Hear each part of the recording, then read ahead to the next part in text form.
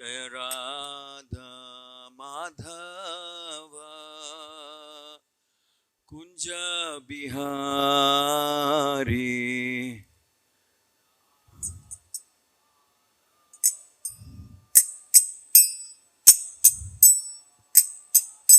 Jaya Radha Madhava Kunja Bihari.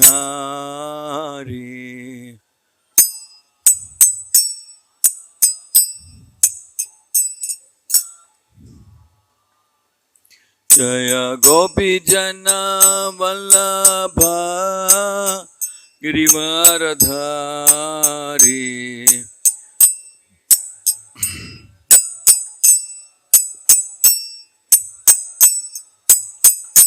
Jaya Gopi Jana Vallabha Girivaradhari.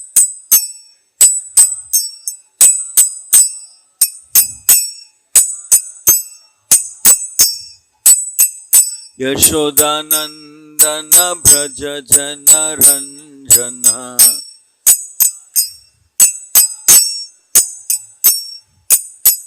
Yashodanandana Braja Jana Ranjana.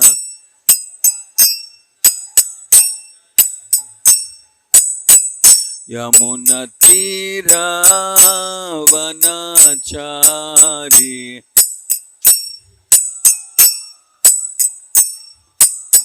Yamuna Tira Vanachari.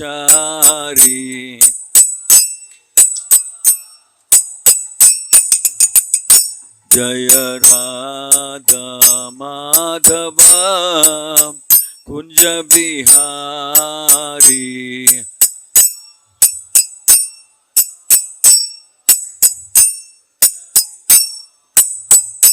Jaya Radha Madhava Kunja Bihari.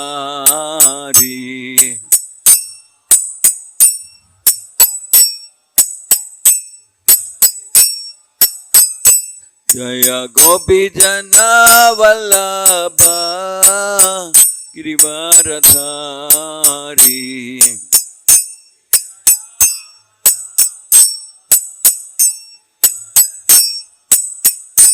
Jaya Gopi Jana Vallabha Girivaradhari.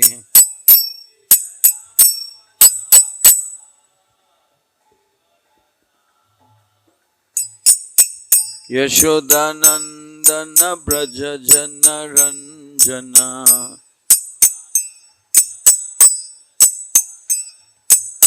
Yashodanandana Braja Jana Ranjana.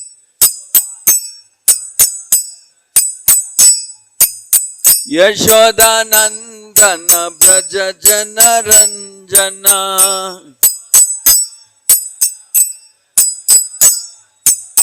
Yashodanandana Braja Jana Ranjana.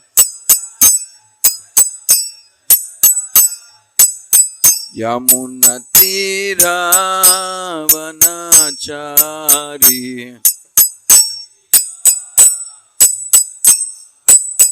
Yamuna Tira Vanachari.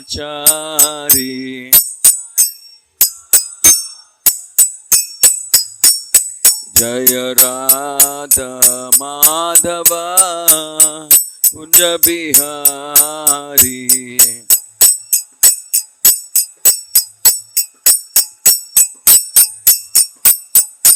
Jaya Gopi Jana Vallabha Girivaradhari.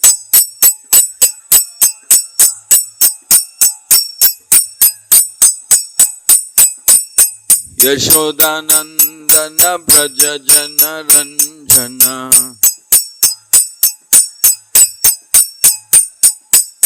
Yashodanandana Braja Jana Ranjana. Yamuna Tira Vanachari.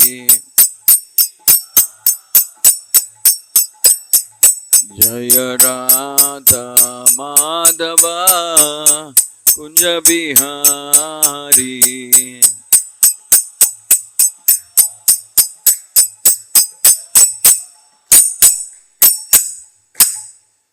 Yom Vishpad Paramams Parivradikacharya Stotra Satar Shri Srimad Divine Grace Bhaktivedanta Swami Srila Prabhupada Ki Jai Om Vishpad Paramams Parivradikacharya Stotra Satar Shri Srimad Divine Grace Bhakti Siddhanta Saraswati Thakur Goswami Srila Prabhupada Ki ग्रंथराज Shrimad Bhagavatam की हरिनाम संकीर्तन महायज्ञ की श्री श्री राधा मदन मोहन की श्री श्री जगन्नाथ बलदेव सुभद्रा माई की श्री श्री गौर निताय की अनंत कोटि वैष्णव वृंद की निताय गौर प्रेमानंदे। ओम नमो भगवते वासुदेवाय।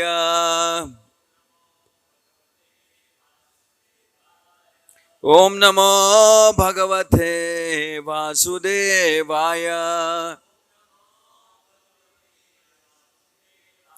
ओम नमो भगवते वासुदेवाय।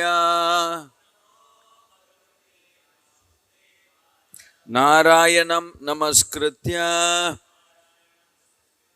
नरं चैव नरोत्तमं देवीं सरस्वतीं व्यासं ततो जयमुदीरयेत्। नष्टप्रायेषु अभद्रेषु नित्यं भागवत सेवया भगवती उत्तम श्लोके भक्तिर्भवति नैष्टिकी। Reading from Srimad Bhagavatam, Canto 3, Chapter 13. Appearance of Lord Varaha.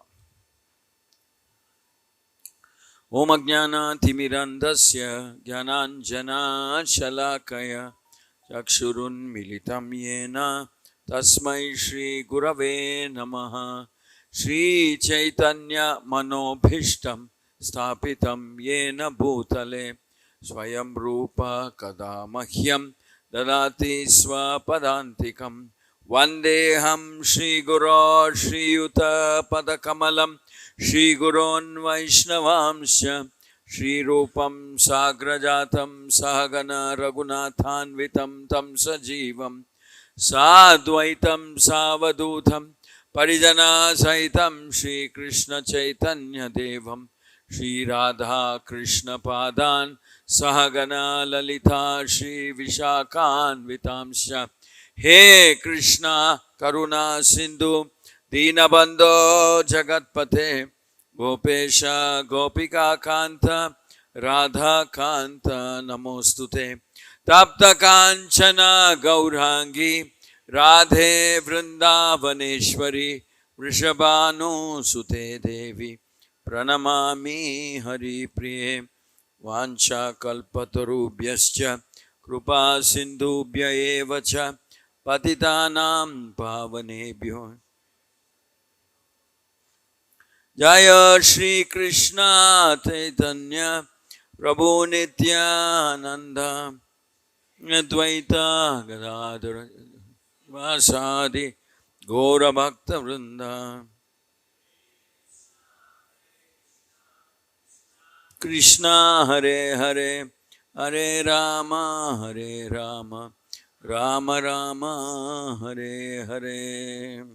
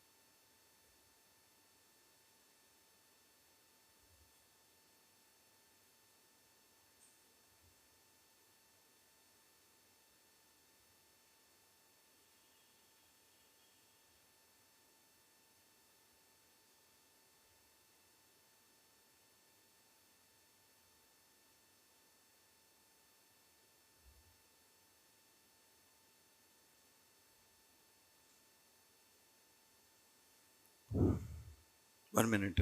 Yes.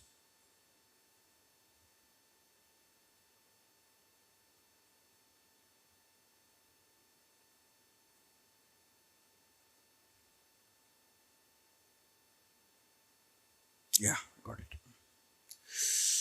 So today is the divine appearance day of Lord Varaha. So we will read something about Lord Varaha. Today is known as the Varaha Dwadashi. So the title of this chapter, Appearance of Lord Varaha. I will read the translations starting from Shloka 1. Sri Sukadeva Goswami said, O King, after hearing all these most virtuous topics from sage Maitreya, Vidura inquired further on the topics of the Supreme Personality of Godhead, which he adored to hear. Vidura said, O great sage, what did Swayambhuva, the dear son of Brahma, do after obtaining his lovely wife? O best of virtuous, the original king of kings, Manu, was a great devotee of the Supreme, of the personality of Godhead Hari. Thus, it is worth hearing his sublime character and activities. Please describe them. I am very eager to hear. Text 4. Persons who hear from a spiritual master with great labor and for a long time must hear from the mouths of pure devotees about the character and activities of pure devotees. Pure devotees always think within their hearts of the lotus feet of personality of Godhead, who awards his devotees liberation.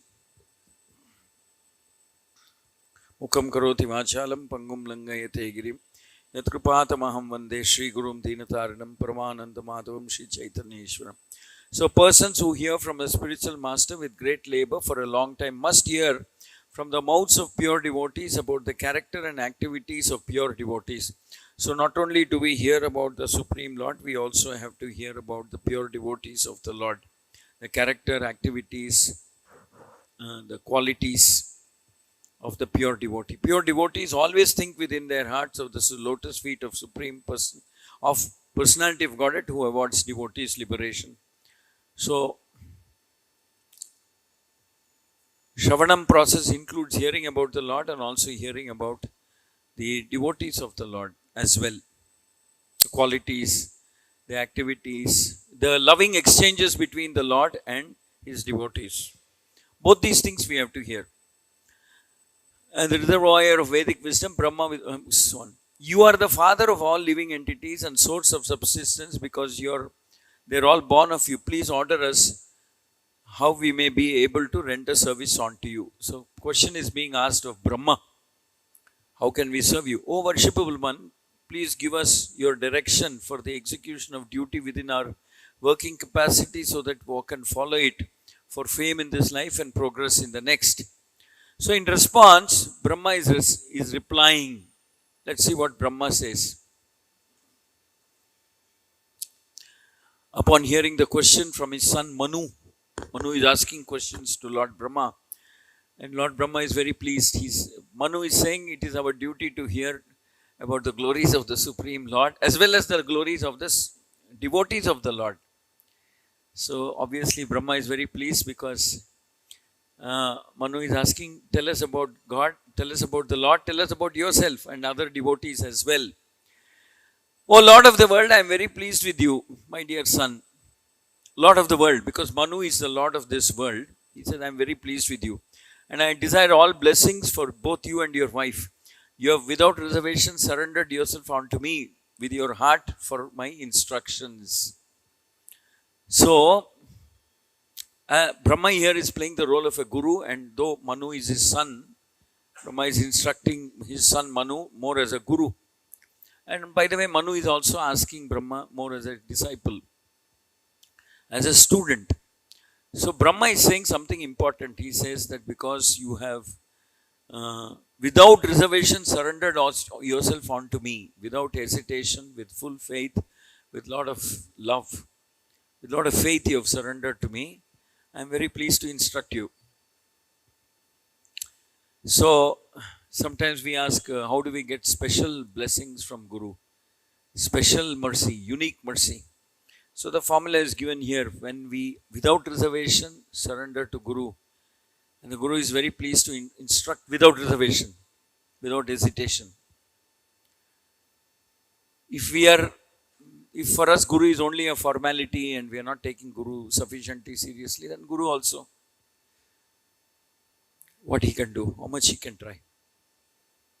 Though Guru's love for the disciple is unconditional, but we are not in that position.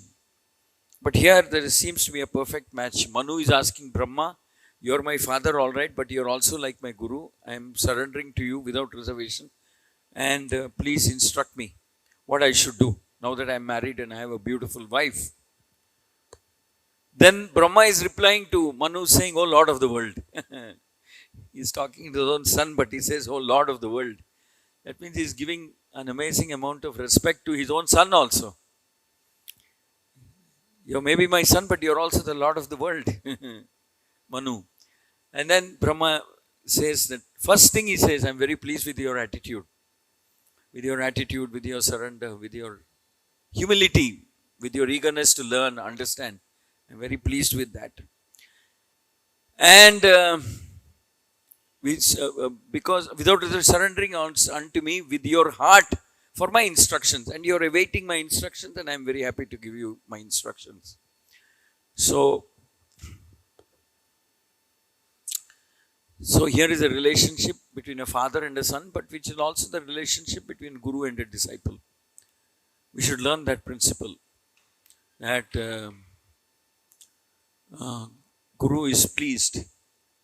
Shri Shri Radha Madan Mohan, Shri Shri Jagannath Baladev Subhadramai, Shri Shri Gaurnithai Ki. See, if somebody is humble and surrendered, many good things happen.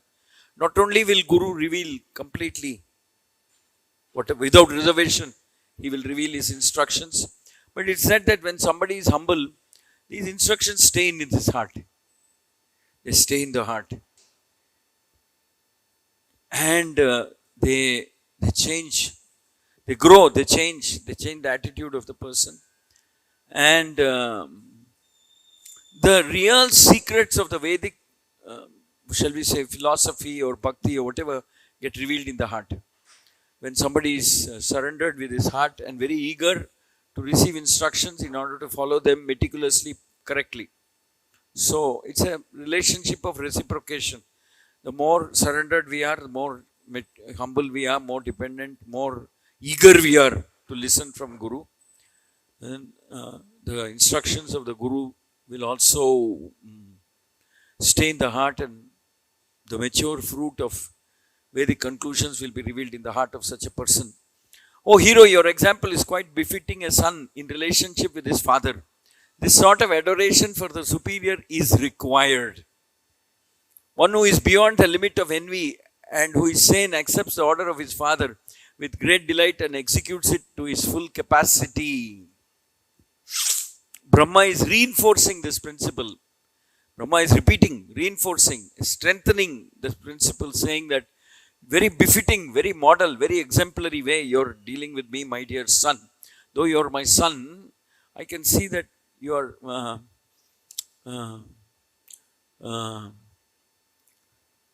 the adoration for the superior is required.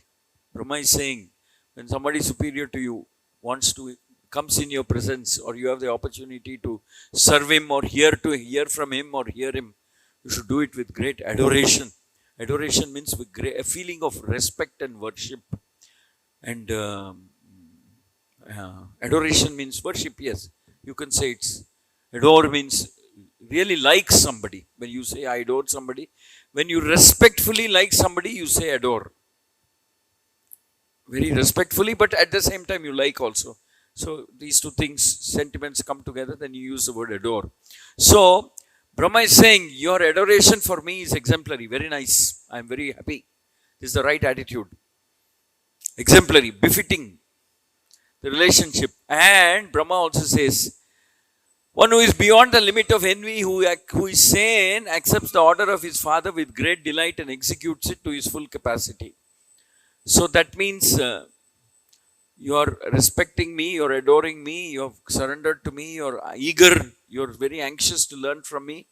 And you're with the idea of executing it very meticulously. I'm very proud. It's befitting. It's very model, very exemplary, very nice. Brahma is appreciating. So there is definitely something for us to ponder over. We have to think that for the Vedic conclusions to be revealed in our heart in all its full splendor and glory, one has to be like this. Like Manu was towards Brahma. We have to be like that. So further he goes on. Since you are my very obedient son, I ask you to beget children qualified like yourself in the womb of your wife. Rule the world in pursuance of the principles of devotional service unto the Supreme Personality of Godhead, and thus worship the Lord by performance of yajna. Again, Brahma is congratulating his son, saying that since you are my very obedient son, since you are a son, but at the same time very obedient son, I ask you, the Brahma orders now we beget children who are like you. Same attitude, same mood, same quality. Beget sons like you, rule the world in such a way that in pursuance of the principles of devotional service unto the Supreme Personality of Godhead, without deviating from bhakti, the bhakti dharma, bhakti and dharma, without deviation, faithfully, boldly, courageously rule this world. Then, O king, if you can give proper protection to the living beings in the material world, that will be the best service for me. When the Supreme Lord sees you to be a good protector of the conditioned souls, certainly the master of the senses will be pleased with you. He says, if you were to do this, rule the kingdom as a devotee of the Lord, rule the kingdom as in a manner that you will protect dharma, you will protect bhakti, you will protect the devotees, then not only will you please me, but you can be certain that you are pleasing the Supreme Lord as well. I'll be pleased, the Lord will be pleased as well with you. When you rule this kingdom in pursuance of the principles of bhakti, the Supreme Personality of Godhead, Janardana, is the form to accept all results of sacrifice. If he is not satisfied, one's labor for advancement is futile.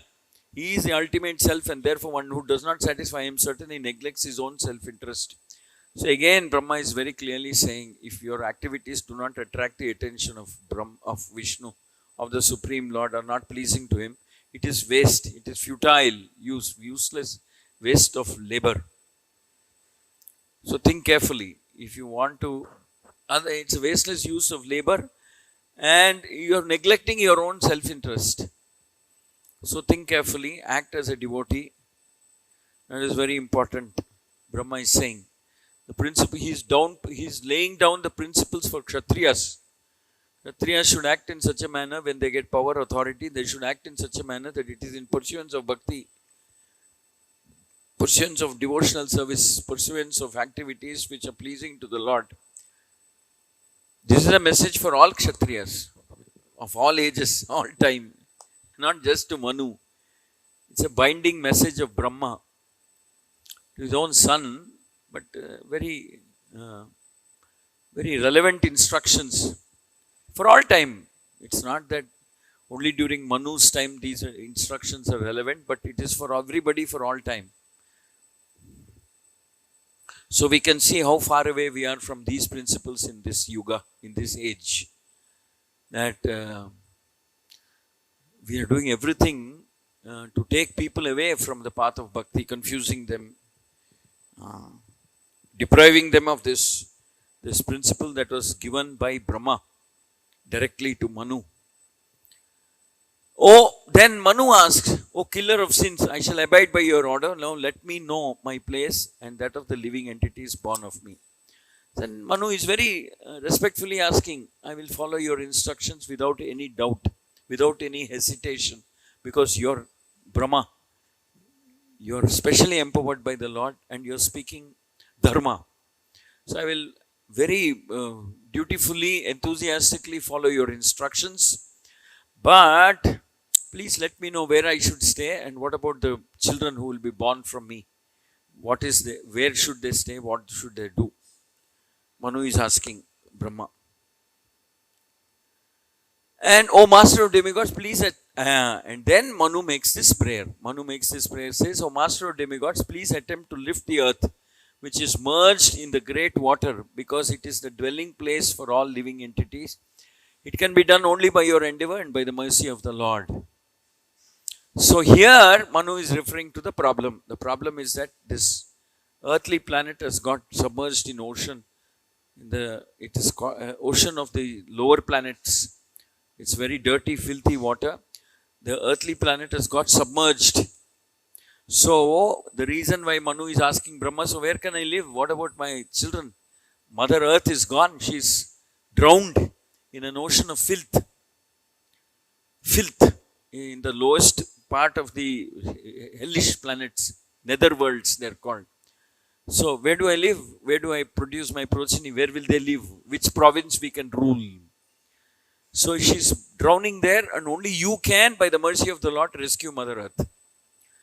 So that is setting the scene for the appearance of setting the scene for the appearance of Varaha. Thus, seeing the earth merged in water, Brahma gave his attention for a long time to how it could be lifted. So Brahma is meditating.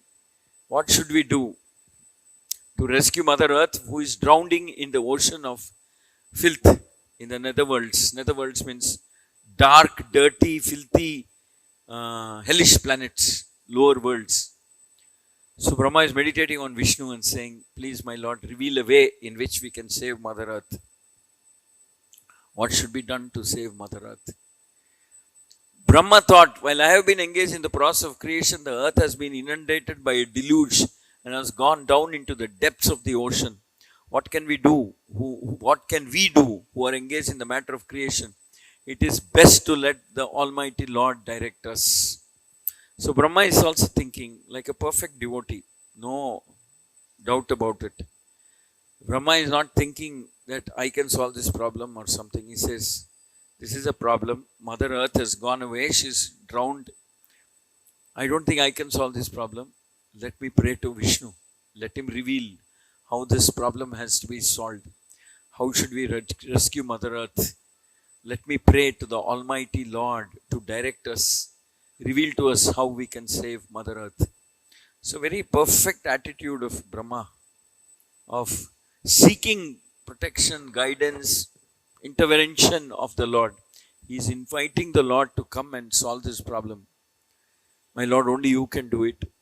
Our duty is to pray, humbly submit our problem to you, which is what we are doing. Now it is up to you. Please let us know how you wish to rescue Mother Earth from this pitiable situation that she is in. So Brahma is praying. Brahma is very respectfully praying to the Lord. This is the amazing quality of demigod devatas also. They pray to the Lord whenever they encounter any crisis, problem, something they cannot solve. They go to the Lord and pray, offer worship to the Lord and pray to Him and say, please reveal to us how we can solve this problem. And all of a sudden, while Brahma was engaged in thinking, a small form of a boar, Varaha Rupa, came out of his nostril. The measurement of the creature was not more than the upper portion of the thumb. So this is the appearance of Varaha Rupa. So, while Brahma was meditating on the form of the Lord, seeking guidance, Varaha makes his appearance. Varaha appears from the nostril of Brahma. The Lord can appear from any place, from any situation. He can choose. He is the Lord. Supreme, absolute, independent, absolute, supreme personality. He can choose how to appear, where to appear, in what form to appear, when to appear. All these things the Lord chooses. But then of course the Lord also says, I choose the form which is according to the prayers of the devotees, according to what form they are wishing to see me. Accordingly, as I take the form. In accordance with their prayers, I appear in different forms, in different yugas. So here is the origin of the incarnation of Varaha. He appears from the nostril of Brahma. And he is the size of a thumb. Varaha Rupa is the size of a thumb. Struck with wonder at observing the wonderful boar-like form in the sky, Brahma, with the great Brahmanas like Marichi as well as Kumaras, Manu, began to argue in various ways. So they are confused. Who is this Varaha Rupa? Sprung out of the nostril of Brahma's face. So they are arguing, who could this be? How? Why has he originated? Why has he come out? And who could this be? Is this some extraordinary entity come in the pretense of a boar? Is it very wonderful? It is very wonderful that he has come from my nose. Brahma is saying, it's very nice that he has appeared out from my nose. But why has he appeared? Who is he? Brahma is asking himself and others. What is the origin? What is the purpose? Who is he? Why has he originated? Why has he come out of my nostril in the form of a boar? First of all, this boar was seen no bigger than the tip of my thumb, tip of a thumb. And within a moment he grew, he was as large as a stone. My mind is perturbed. Is he the Supreme Personality of Godhead, Vishnu? So the most obvious doubt comes in Brahma's mind. Is this Vishnu? Is this an incarnation of Vishnu? Is this in response to my prayer? I had made this prayer. I had been making this prayer that Mother Earth should be rescued from the netherworlds. From the nether world. Deep in the ocean. Filthy, dirty, darkest portion. Dirtiest, darkest portion of the ocean. In the hellish planets, dirty region. Mother Earth has been drowned. So, has he come to rescue Mother Earth? While Brahma was deliberating with his sons, the Supreme Personality of Godhead Vishnu roared tumultuously like a great mountain. The omnipotent Supreme Personality of Godhead enlivened Brahma and the other elevated Brahmanas by again roaring with his uncommon voice which echoed in all directions. Just as when Hiranyakashipu appeared, his roar seemed to penetrate the outer covering of the universe. It created a terror in the hearts of Hiranyakashipu and all his demoniac followers.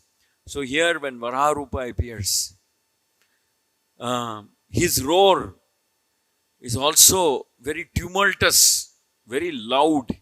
It's almost like it's shattering the whole universe, dividing or breaking the universe. The sound of Varaha's roar is like that. But then it's of course said that this roar is also a very reassuring roar to the devotees. It's like Lord declaring, I have come now, you have nothing to worry. I have made my appearance. Now you can relax, I'll take over this problem. But this roar is very terrifying to the demoniac people. They can see and smell death in this roar. The devotees can feel reassurance, protection, loving grace, shelter of the Lord. But the demoniac people feel terrorized by this roar of the Lord. When the great sages and thinkers who are residents of Janaloka, Tapaloka, Satyaloka heard the tumultuous voice of Lord Varaha boar, which was the all-auspicious sound of the all-merciful Lord, they chanted auspicious chants from the three Vedas. So, the roar of the Lord is said to be all-auspicious sound of the all-merciful Lord. Very nicely it is being described here. The Lord is very merciful, all merciful.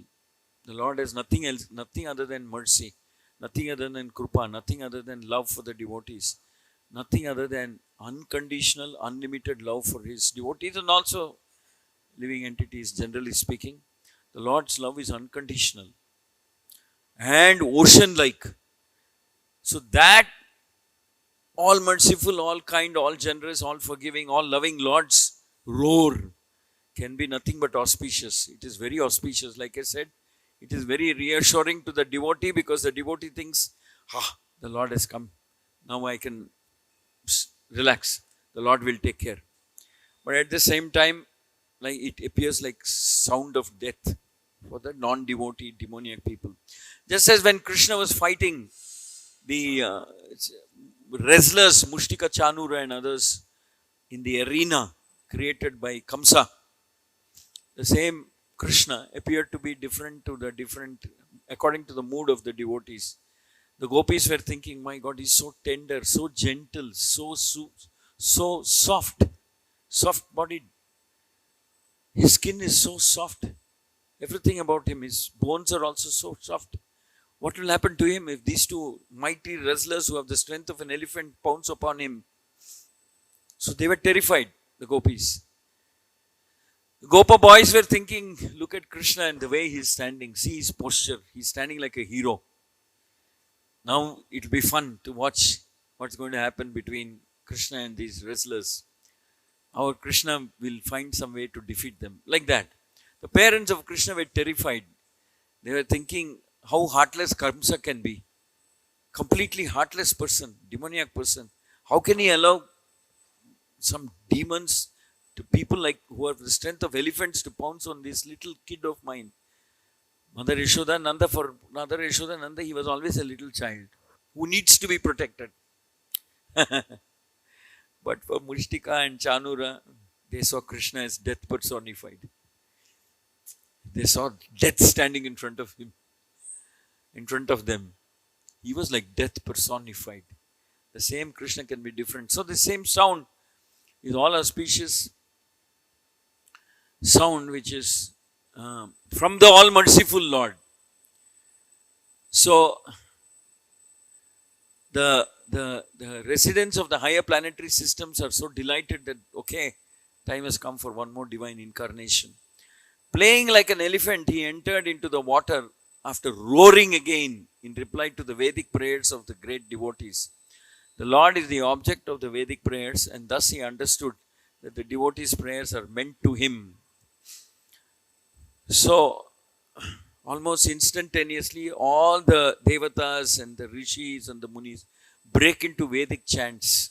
Prabhupada says sometimes they would chant the Purusha Sukta prayer, glorifying the Lord. So they break into these prayers. The Lord understands that here are my devotees, here are my loving devotees from the Janaloka, Tapaloka, Maharloka, the heavenly planets, who are glorifying me. This prayer is meant for me, and the Lord becomes very happy at listening to the prayers of the devotees and how they are glorifying him. And like an elephant who's waving, who's swinging his arms, the Lord gets into the water while listening to the prayers of the devatas. So his beginning is Leela. Then we see, before entering the water to rescue Mother Earth, Lord Varaha flew in the sky, slashing his tail, his hairs, his hard hairs quivering. His very glance was luminous. He scattered the clouds in the sky with his hooves and his glittering white tusks. He's also flying in the air, swinging his tusk and dispersing the clouds. See, whether the Lord is in Kurma Rupa, Matsya Rupa, Varaha Rupa, Narasimha Rupa, the Lord is very supremely attractive. This is the property, eternal quality of the Lord. In whatever form he is always attractive.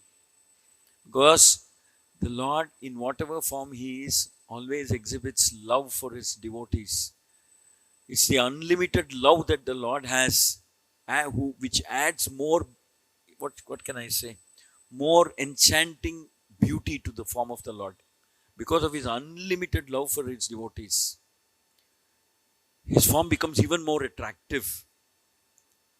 So whether he is in the Varaha Rupa, Matsya Rupa, Kurma Rupa, Hayagriva Rupa, or Ranganatha Rupa, the Lord is the Lord. He is always attractive. Everything about the Lord is very, very spotlessly brilliant and beautiful. Everything. His form, his texture, his voice, his eyes, even if he is appearing in the form of Vamana, Bali Maharaj, it said, became bewildered by looking at the beautiful form of Lord Vamana. He is mesmerized by seeing the form of Vamana. Shukracharya is trying to tell him, Hare, he is your enemy, he is Vishnu. He's come in the form disguised. Nothing seems to be entering Bali Maharaj's consciousness. He says, oh, really? Like that. Nothing seems to be entering. He's so mesmerized by the beauty of the Vamana Rupa. Short, dwarfish form of a Brahmana boy, holding an umbrella and kamandalu, and smiling at Bali Maharaj. Smiling benevolently at Bali Maharaj. And Shukracharya is trying his best to warn him, saying, you should not hear, you should be careful. He's your enemy, he's come here to destroy you. He'll take away everything you have. The only thing that registers in Bali Maharaj's mind is that this could be Vishnu who's come, nothing else. He says, oh, he's Vishnu. Then it's my duty to serve him, worship him, and offer him whatever he wants. That's the only thing. Shukracharya is shocked. He says, he's your enemy. How can you do this? How can you promise anything to him?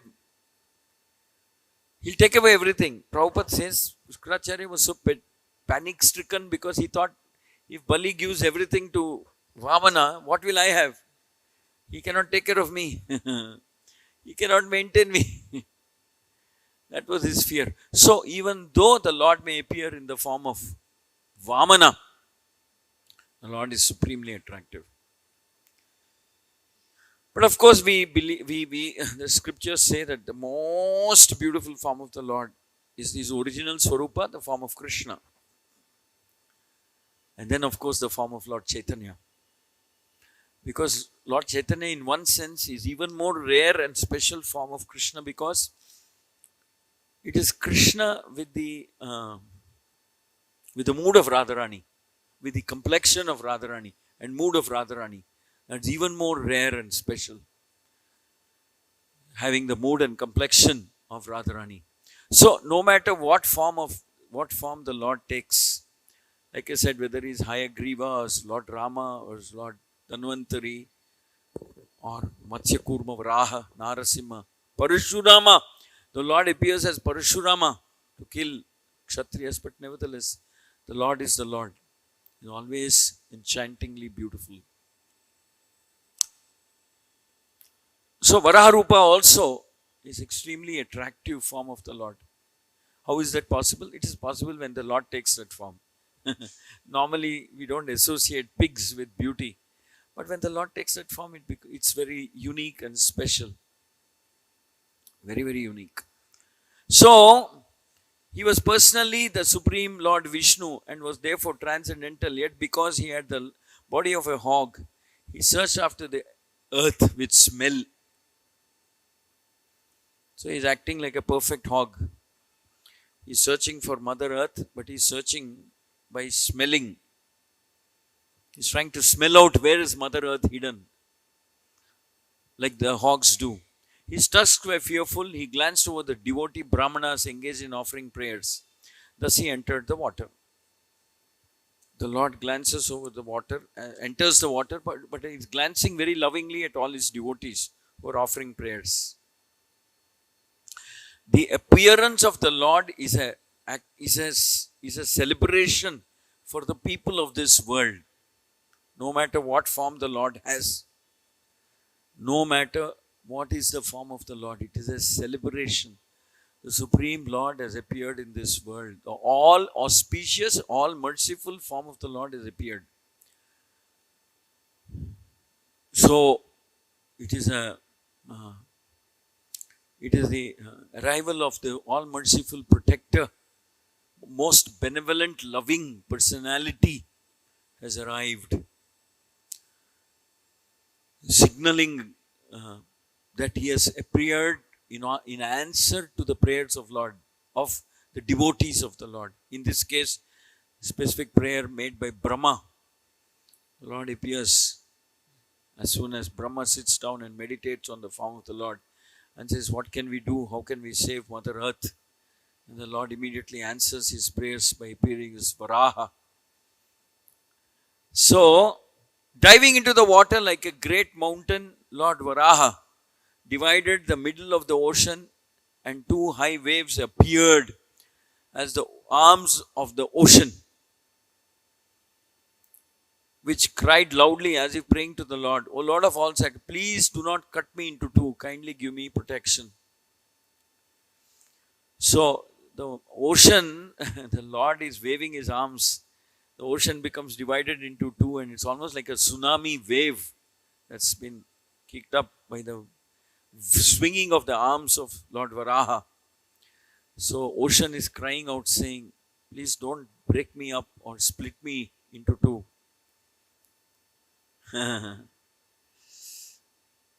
Like the ocean god appears in front of Lord Ramachandra and says, I'm sorry, I made a mistake. I never realized you're the Supreme Lord.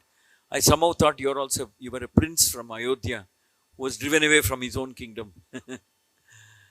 I somehow fell into that ignorance, spell of ignorance. I didn't realize you're the Supreme Lord.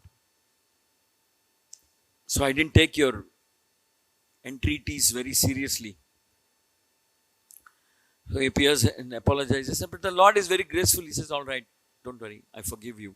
But now you tell me, how am I supposed to cross the ocean? What is your suggestion? Very gracefully the Lord will ask the ocean god, Sagara Devata. Lord Ramachandra will ask, I have a mission. I have to go there. I have to go to the other side. Lanka is where my wife is, my consort. Mother Sita is hidden. Not hidden. Is kept captive by Ravana. I have to go and rescue her because she is eternally dependent on me. She's a soul, like it's mentioned here, how Manu is surrendered to his father. Mother Sita is completely surrendered, completely dependent on me. It's my duty. I'm obligated to protect her. I have to rescue her from the clutches of Ravana. Not just because she's my wife, but because she's everything. She's the most surrendered consort, associate of mine, always engaged in my service. So I'm duty bound to protect her. So he asked the ocean god, please suggest to me, what do you think is the best way to cross this ocean? That is when ocean god, the Sagara Devata, comes up with a plan and says, my Lord, why don't you do like this? For you, I can split the ocean into two and make a pathway. But if I split the ocean into two, I will get the credit as having paved the way for the Lord. Rather, you build a bridge over me, then you will go down in history as a person who built bridge over water. Let the credit for building the bridge also go to you. Like that, the Sagara Devata very respectfully offers this suggestion, and Lord Rama accepts. He said, all right, here, ocean god is saying, my Lord, I'm very scared what you're trying to do. Lord Varaha penetrated the water with his hooves, which were like sharp arrows, and found the limits of the ocean, although it was unlimited. He saw the earth, resting place for all living beings, lying as it was in the beginning of creation, and he personally lifted it. So he could reach the limits of the ocean, although it is unlimited. If the Lord is the fastest, he can be the slowest, he can be the biggest, he can be the smallest, he can be the heaviest, he can be the lightest. He is Sthira, someone who never moves, but he can be the fastest. The Lord is a personality where all contradictions converge. He can be most loving, he can be most caring, he can be most compassionate, forgiving. But sometimes the Lord can be firm and very, very firm and insistent on somebody being punished or something. So here it is mentioned that although the ocean has no limit, the Lord could reach the limit of the ocean. In other words, it's saying that there's nothing beyond the scope of the Lord. Nothing can be beyond the ability of the Lord. He can simultaneously become the heaviest and the lightest personalities. So he found Mother Earth as it was lying at the time of creation, and the Lord lifted Mother Earth. The Earth is seven times superior to the other planetary systems, Tala, Atala, Talatala, Vitala, Rasatala, Patala. Therefore, Earth cannot be situated in the Rasatala planetary system. It is described. That means the Mother Earth fell into that Rasatala region, though it was not meant to be there. Hence, the Lord had to lift up, because Earth is 7 places above the hellish planets. Lord Varaha very easily took the earth on his tusks and got it out of the water. Thus he appeared very splendid. Then his anger glowing like the Sudarshana wheel, he immediately killed the demon Hiranyaksha, although he tried to fight with the Lord. So in the 13th chapter, the fight between Hiranyaksha and the Lord is kind of summarized in one shloka. It says, though he tried to fight with the Lord summarily finished him. Finished him with his Sudarshan Chakra. But the fight between Varaha and Hiranyaksha is more dramatically described in the 18th chapter of the same book, Srimad Bhagavatam, 3rd canto, 18th chapter. I think that's the next volume. It's not in this volume.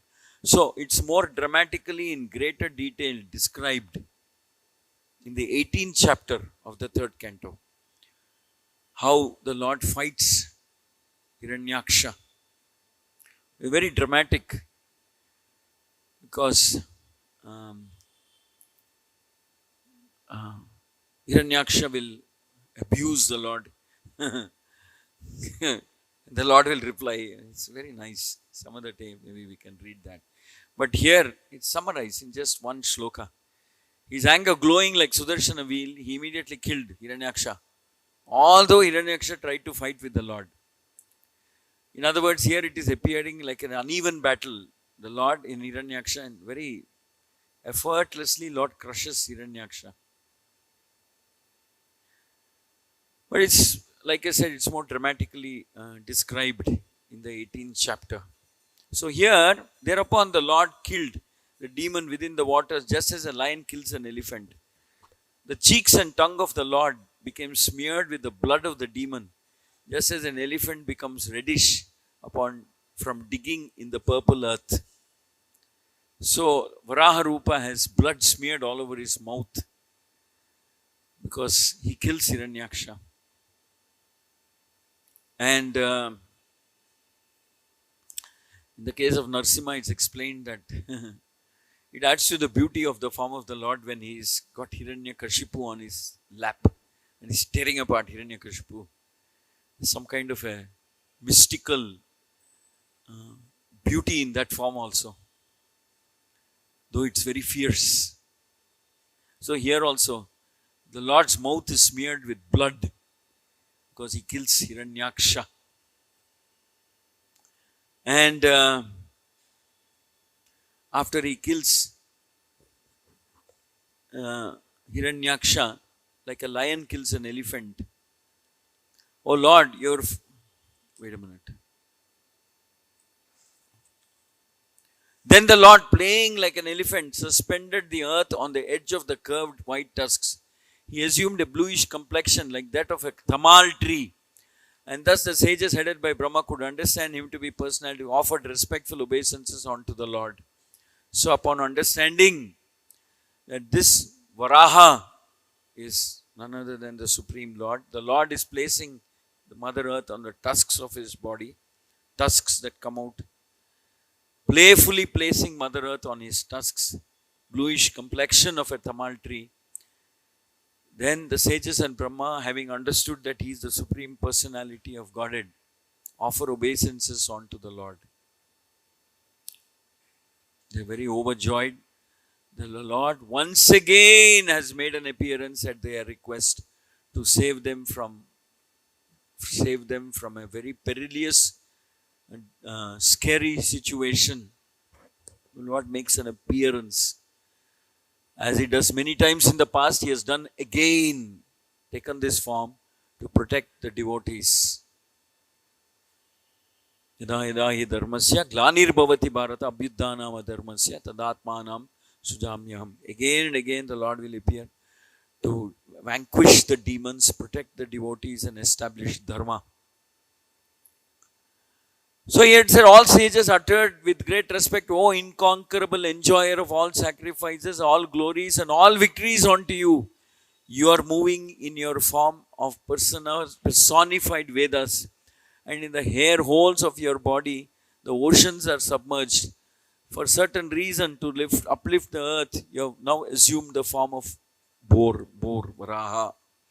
So here it is mentioned that the sages and the great munis, etc., devotees staying in the different planetary systems who had the good fortune of seeing the form of Varaha immediately break into a prayer saying, "Oh Lord, so you have appeared again.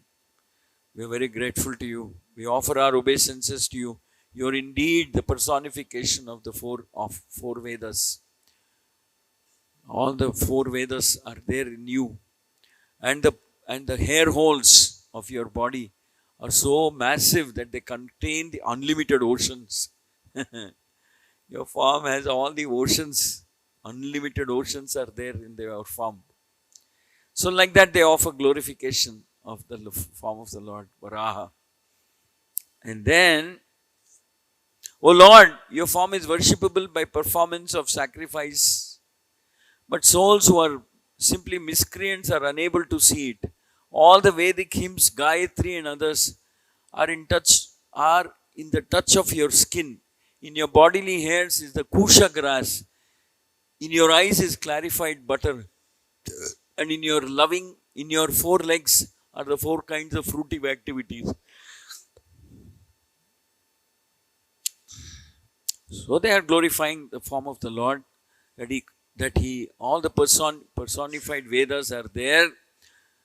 The Vedic hymns and the Gayatri is in touch with your skin. Your bodily hairs is like kusha grass. The eyes are like clarified butter. And your legs are the fruitive activities. So they are offering these Vedic prayers, hymns, like the Purusha Sukta, Sri Sukta, Narayana Sukta, Nila Sukta, Bhu Sukta. There are many, many prayers like that. Very structured forms of glorification of the Lord as being the Samam Bonam of the Vedic scriptures, and everything that is there in this world is there in the form of the Lord, like that. A very nice, structured, formal set of prayers that the Devatas offer to the Lord whenever He makes an appearance, or sometimes out of gratitude and love as a part of their daily sadhana or something. Your tongue is a plate of sacrifice, your nostril is another place of sacrifice, in your belly is the eating place of sacrifice, another plate of sacrifice is the holes of your mother is the Brahma plate of sacrifice, your throat is a plate of sacrifice known as Soma, and whatever you chew is also Agnihotra.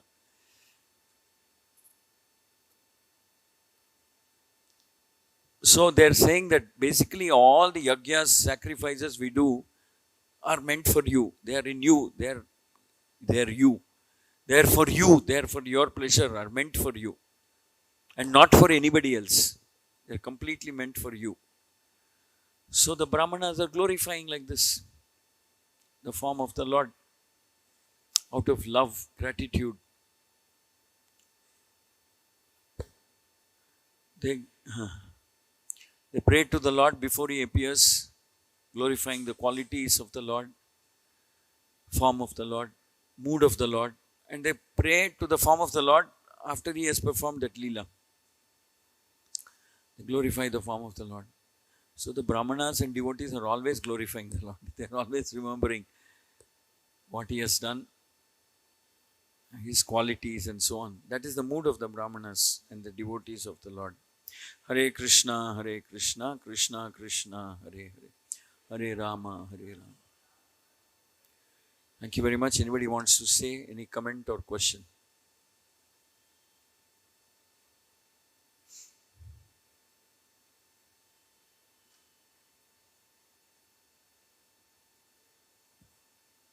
Yes, you had a question?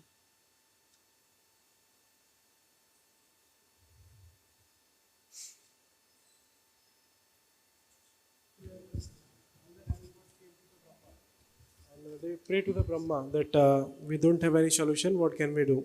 So you told that even Brahma also pray. When Brahma did not told that I have the solution, I can give you the solution. Brahma also told that I cannot do anything, I can also pray to the Lord. And suddenly some situation happened, Baradev coming out from the nose and the things happen. So like this type of situation where even the person who is in charge or something also, he also don't know what can we do in this situation. He also don't know what is the solution. What can we do in this situation? Like here, Brahma don't know. Even he's a creator of all the universe, but he don't know what can we do in this situation when Earth planet is down inside and no hope, nobody can do anything. Those type of situation, how devotee have to be react? What devotee have to be feel? No. We cannot say that Brahma did not know. Brahma knows that the Lord will appear, but in what particular form, in what manner he will come to protect, those details he does not know. Does Brahma know the principle that we have to go to the Lord, we have to worship the Lord, we have to depend on the Lord? The Lord will appear and will find a solution, will solve this problem. Does Brahma know this? Definitely knows this. Definitely he has that faith and God. But in what specific form the Lord will appear? How will he appear? Where will he appear from? Where will the solution come from? That Brahma is also curiously waiting to see in what form he will appear. That's all. But we cannot say Brahma did not know or he was confused. Because in a verse prior to Brahma offering prayers, Manu says, you will now, I know you will pray to the Supreme Lord to solve this problem. So please go ahead, please do it. In a verse prior to Brahma offering prayers, he says that. There is no doubt about the fact that the Lord will appear when the devotees are in distress and they are calling him. Paritranaya sadhu nam. The Lord will definitely appear. But the details, the Lord, Brahma is curious. So this is the mood of a devotee. He is extremely confident that the Lord will appear, Lord will rescue. The Lord will somehow or other manifest his presence. Normally, pure devotees have that mood. But the details they are awaiting.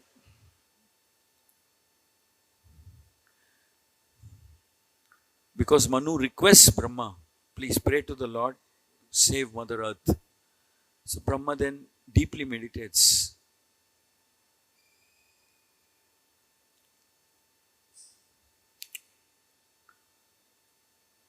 So, similarly, Advaitacharya and Ramananda Advaitacharya and Haridas Thakura were offering prayers saying, my Lord, only you can come. Only you can solve this problem. Only you should come. This problem that people are becoming more oriented towards karma kanda and they're looking at Lord as an ATM machine or something. They're always thinking, what can I take rather than what I can offer to the Lord. This is a corruption in their mind and heart.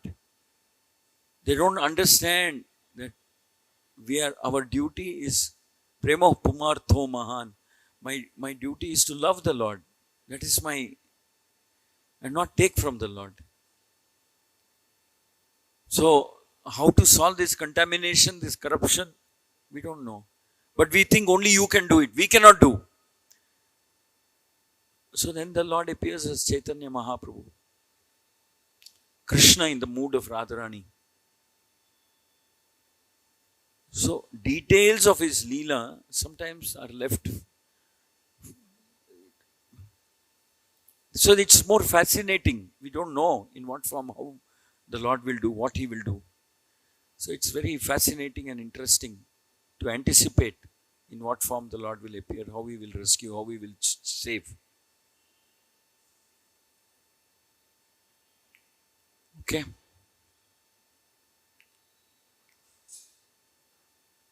That faith is there, that implicit, strong, unshakable faith is there in the heart of a devotee. And it's not that if the Lord doesn't come or appear, he will suspect the Lord. He'll say, no, the Lord has some plan. Let's wait and watch. Yudhishthira lost the game of dice. He didn't immediately suspect What is this? I was depending on the Lord. He didn't come. He didn't save me. What happened? What about? No, He doesn't. It's some plan of the Lord. Let it manifest as per time, as per Kala. So He's waiting. Let us see what is Krishna's plan. A devotee prays but anticipates also. And is patient. Up to the Lord. If the Lord chooses that certain things will happen in certain way, it is up to the planner. It is the discretion of the Lord. Lord knows best what is good for me now, good for me later, good for me in future. He has that kind of an implicit faith. It's not that the Lord doesn't appear in the way you want and then you start suspecting. No. It doesn't work like that. God's faith, devotee's faith is implicit and unshakable. But He's also curious. Let's wait and see how the Lord will act. I'm patient. Okay, we'll just chant that verse one time. What is it called? Dashavatara Stotram, that verse. Somebody wants to sing, they can sing.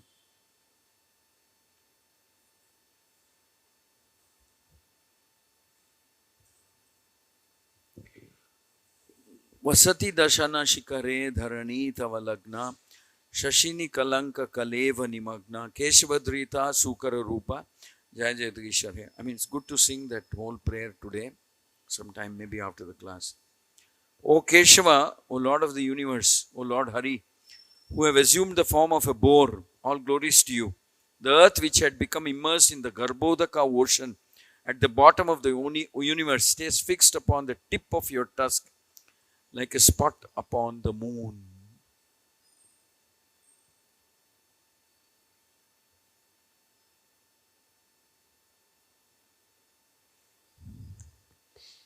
It sits at the tip of your tusk like a spot upon the moon.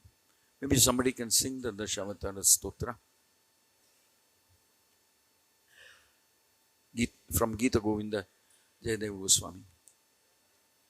Yeah, Pralaya Parodi Jani. Grantaraj Srimad Bhagavatam ki Shri Varaha Roop Varaha Dwadashi ki Shri Shri Radha Madan Mohan ki Shri Shri Jagannath Baladev Subhadra Mai ki Shri Shri Gaur Nitai ki